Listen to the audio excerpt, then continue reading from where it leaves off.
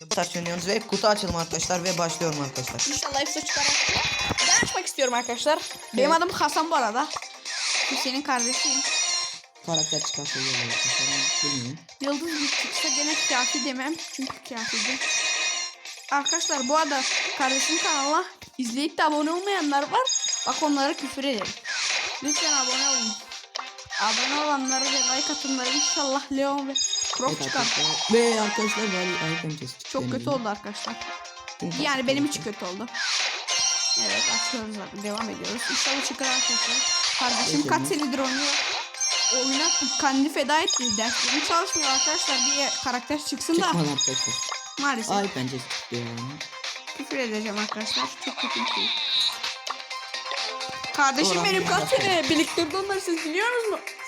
Küçük kutuları 2 günde biriktirdi ama büyükler arkadaşlar. Arkadaşlar oran yükseldi valla.